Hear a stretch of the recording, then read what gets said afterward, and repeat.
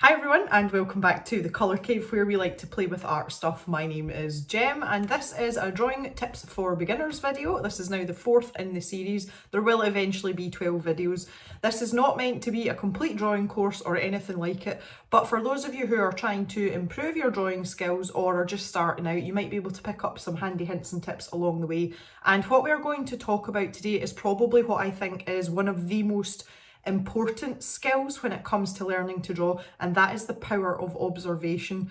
And I know that sounds like a really boring topic, but it is so fundamental to get into that point where you're satisfied with what you're drawing and that you are able to create shape and form relatively quickly without making too many major errors. And all that's going to do is lead you to be much more satisfied when you come to have a finished drawing or piece of art in general. There's a few sections to this, so I've broken it down into bite-sized chunks, and there's a few exercises that go along with each element. So we'll just take them one at a time and we can get going.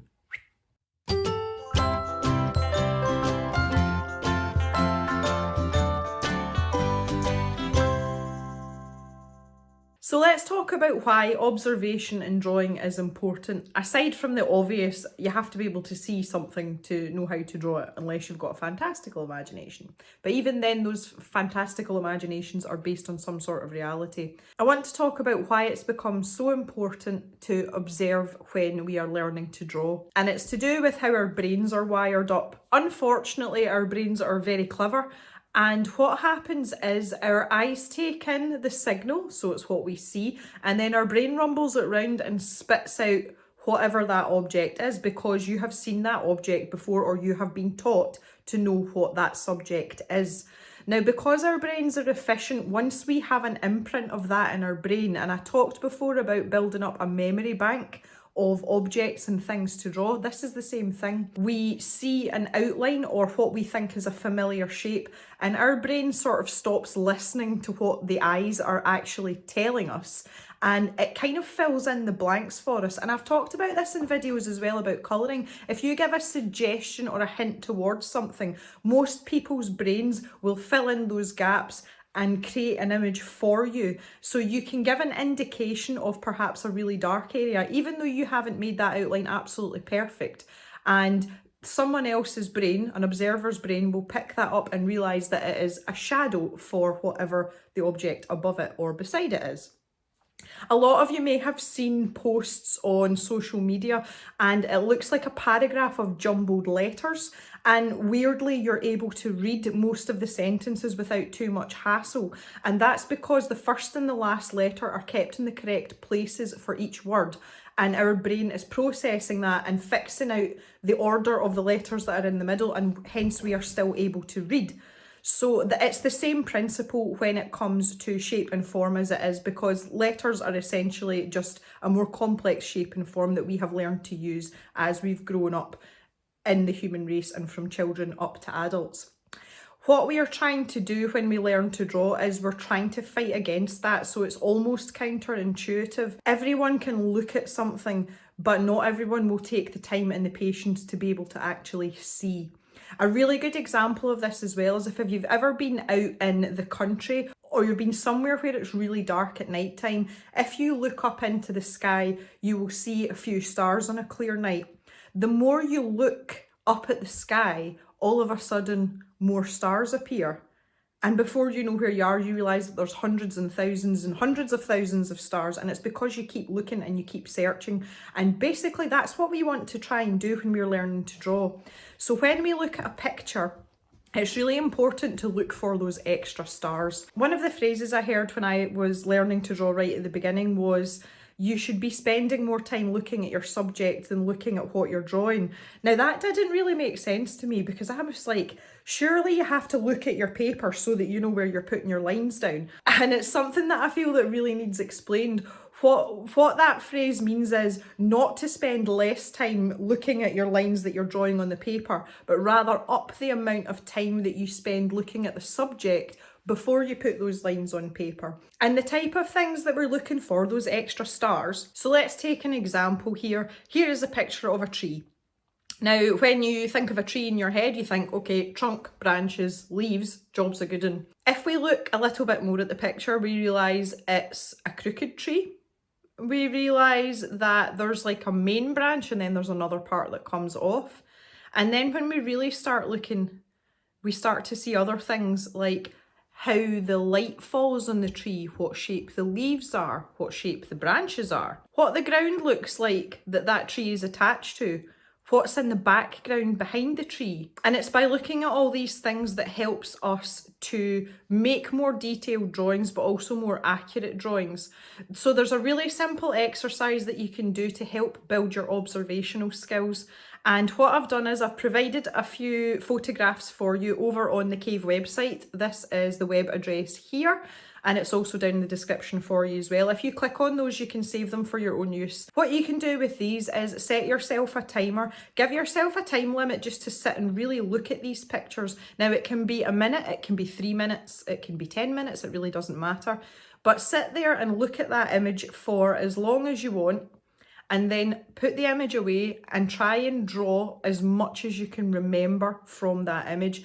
That is a really, really helpful way to build that observational and sort of memory muscle. That's kind of an imaginary muscle, but you know what I mean. And that really helps in order to get that sort of acute observation that we need to become better artists, because the more we do it, the more automatically we're then going to look at images and then execute that onto paper.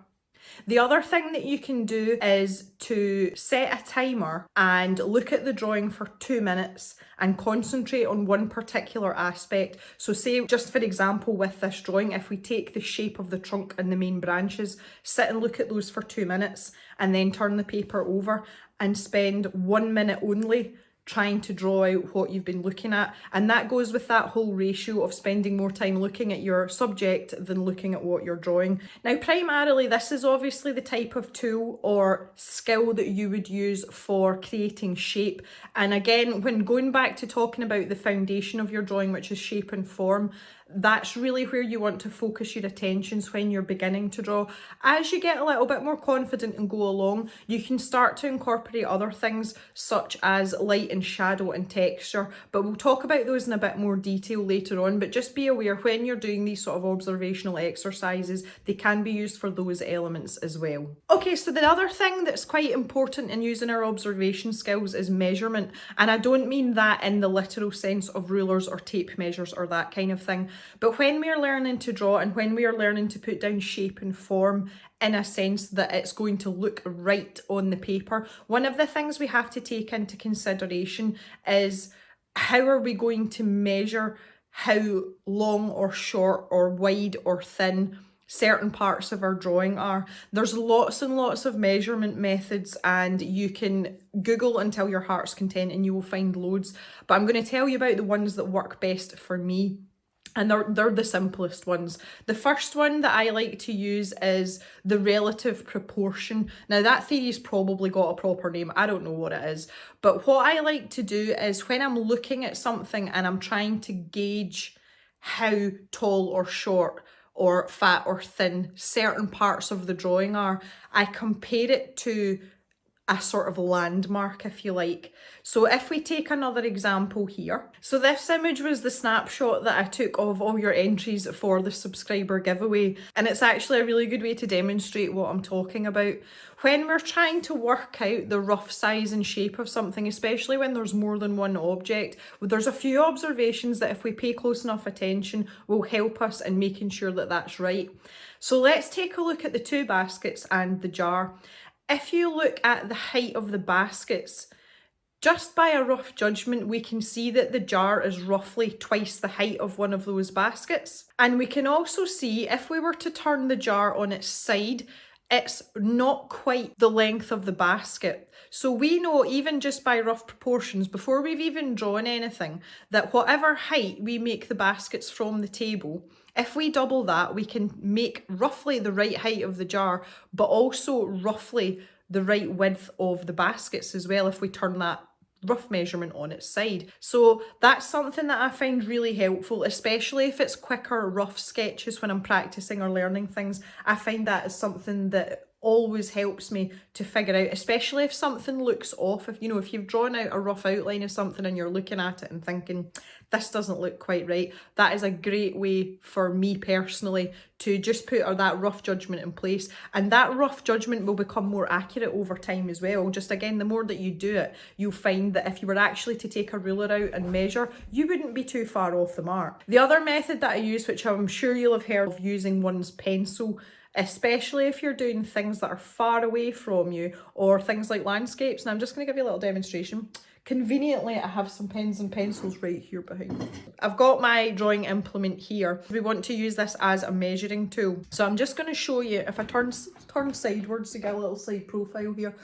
But what you want to do is, when you're using this method, you want to extend your arm out as far as you possibly can. So make sure you're locked at the elbow and locked at the shoulder. And the idea is that if you close one eye, you can then stick that arm out and you can put your pen or your pencil up against the object that you're trying to draw. Okay, so I've brought you through to my sunroom here. This tree out here is the tree in question from the original photograph, and it's just a plum tree that's in my garden. Using that extended arm that we've just talked about, I'm going to put my pen up against this tree, and I want to be able to line up the top of my pen with the top of the tree. I can slide my thumb up and down and use it as a measuring tool. So what I would want to do is line that up at the top and then put my thumb where the tree disappears into the grass. So that's roughly there. And I can do the same for the width as well. So then what I can do is I can then lay that down on my paper. And all I do is I usually just pop my finger where it's supposed to be.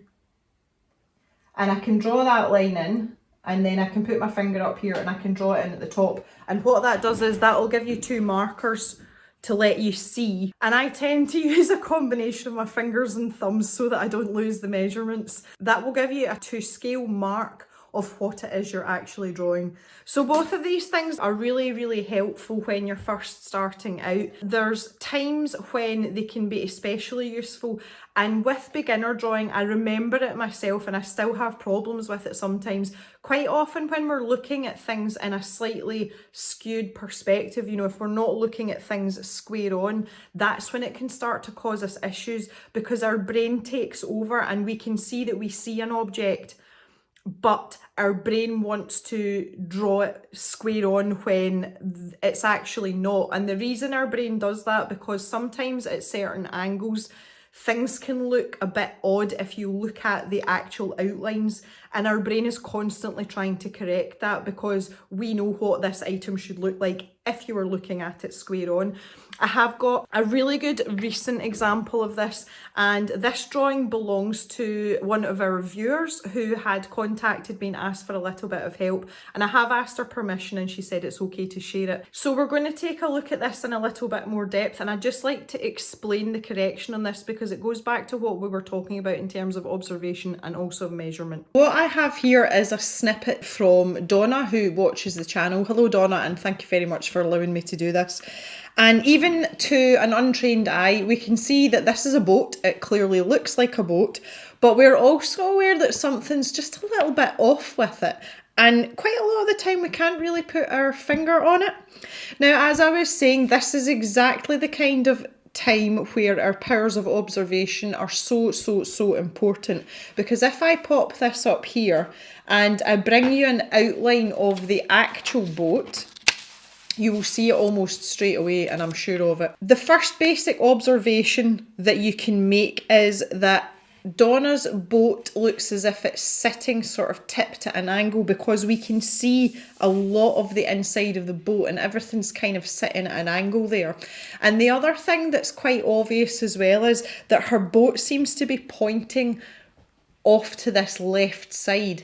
Now, if we look at the actual shape that her boat should be, the boat looks as if it's pointing at much more of a 45-degree angle. And this is purely because Donna's brain has decided it's got the basic parameters and it's just going to fill in the gaps for her, and she has to fight against it. This issue here of things looking as if they're tipped at an angle, because we can see a lot of this. I notice this a lot when people draw bottles and jars, and quite frequently if a bottle or a jar is at eye level, the top of it's going to be a straight line like this. And then we have the rest, say it's a wine bottle, for example. Funny that, isn't it? No, enough about that. And the rest of the bottle comes down like this. Now, we know as human beings, most of us have seen a bottle, and we know that that top part of the bottle is rounded. And even though we're looking at it directly on and it looks like a straight line, our brains want us to make that curved so that we can show a viewer that there is a curvature there. And quite often I see this instead.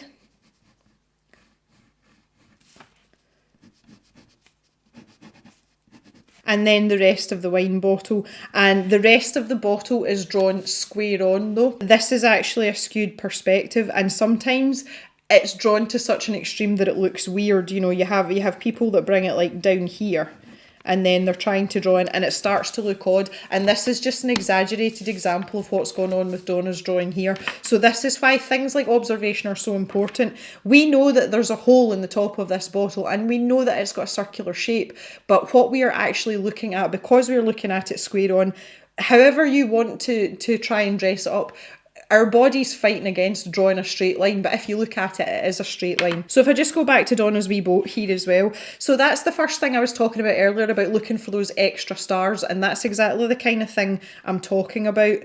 Look at how much space is in between these things. Look at the direction things are pointing in, because that's going to help you get this initial drawing stage correct. Now, when we come to talk about the measurement side of things, I talked about my rough anchor point measurements, and I can, no pun intended, anchor point. Oh, that's great. I'm even bringing my humour into the supposedly more serious and technical videos.